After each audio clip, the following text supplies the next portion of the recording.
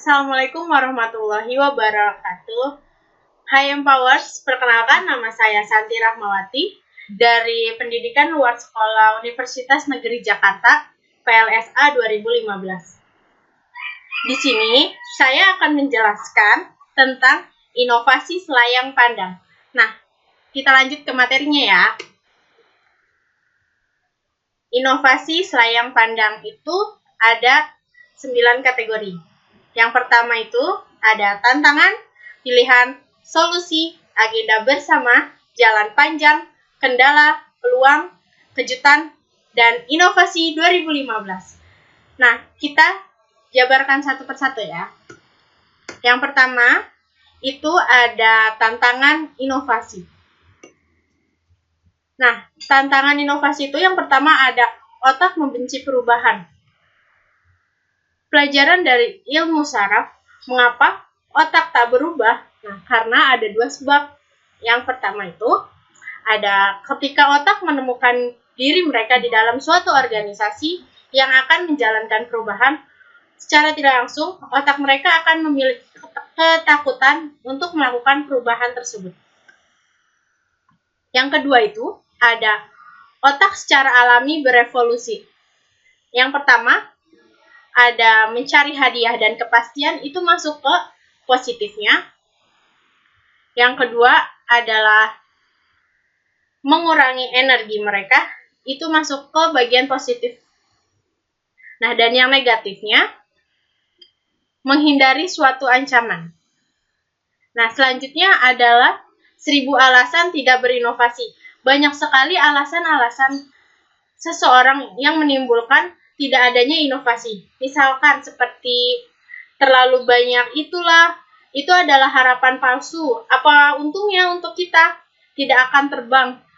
Tidak ada yang meminta pada saya. Nah, dan masih banyak lagi. Kita akan masuk materi kedua. Nah, yang kedua ini adalah inovasi adalah pilihan. Kenapa disebut inovasi ada pilihan? Karena terbagi menjadi 2. Yang pertama itu bisnis seperti biasa plus resiko. Jadi, bisnis itu tidak berkembang. Jadi, hanya bisnis seperti biasa yang dijalankan. Tapi, itu juga menimbulkan suatu resiko. Nah, pilihan yang kedua, adanya inovasi di dalam bisnis tersebut dan menimbulkan resiko. Menurut saya, lebih baik kita mengambil inovasi plus resiko. Karena, inovasi itu akan memberikan tertarik orang untuk membeli produk atau jasa yang kita tawarkan.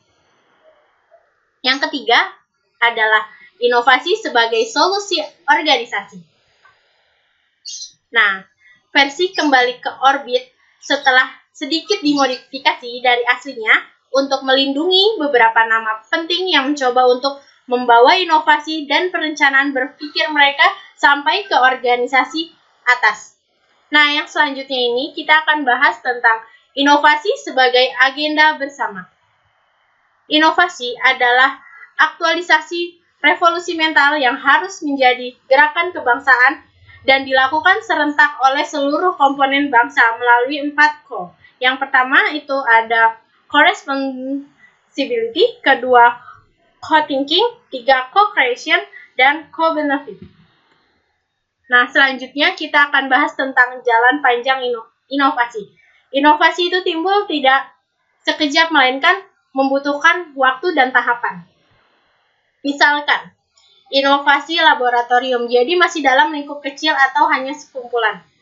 Yang kedua itu, ada tahap yang kedua, tingkat jalan inovasi. Jadi, inovasi itu sudah diajukan ke atasan. Nah, yang selanjutnya, perusahaan mendukung inovasi. Jadi, inovasi tersebut diterima oleh perusahaan. Nah, yang selanjutnya, masyarakat berbasis inovasi. Jadi, di mana inovasi tersebut disampaikan kepada masyarakat. Yang terakhir, tingkat yang paling atas adalah melalui inovasi atau inovasi tersebut sudah menyebar luas dan sudah terrealisasikan. Nah, yang selanjutnya adalah kendala dalam inovasi. Banyak sekali kendala dalam inovasi. Yang pertama adalah lebih dari ketergantungan pada tingkat performance sebagai sumber inovasi. Nah, yang kedua adalah teknologi tersedia tetapi constraining budaya atau perjanjian organisasi tidak ada. Yang ketiga adalah tidak ada hadiah atau insentif untuk berinovasi atau adopsi inovasi. Yang selanjutnya adalah miskin keterampilan aktif resiko atau perubahan di dalam manajemen. Selanjutnya, jangka anggaran dan perencanaan Anda.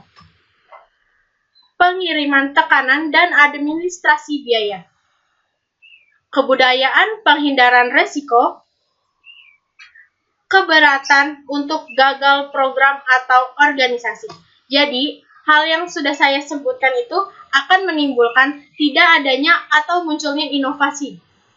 Nah, materi selanjutnya itu adalah peluang inovasi, 7 sumber inovasi Peter Drucker.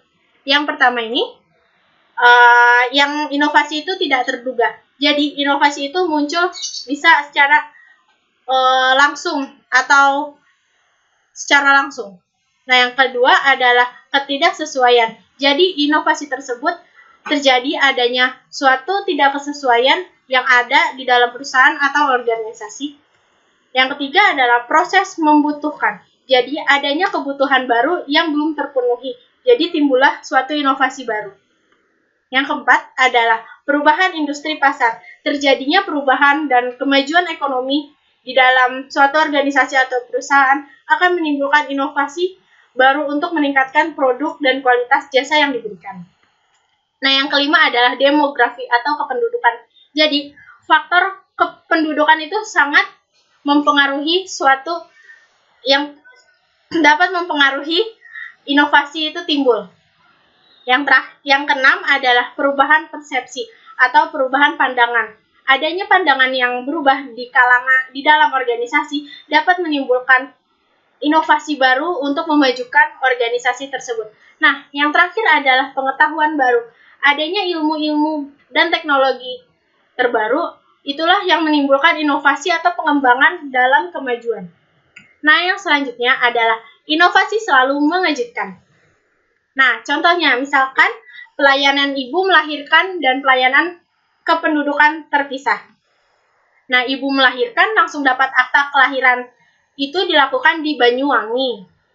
Selanjutnya itu, ibu melahirkan dapat akta kelahiran, kakak akses atau kartu kesehatan itu direalisasikan di kota Jogja. Nah, yang selanjutnya ini ada juga pelayanan perpustakaan konvensional. Pelayanan peminjaman dan pengembalian buku secara delivery system ini ada di Yogyakarta. Yang selanjutnya ada di Bandung.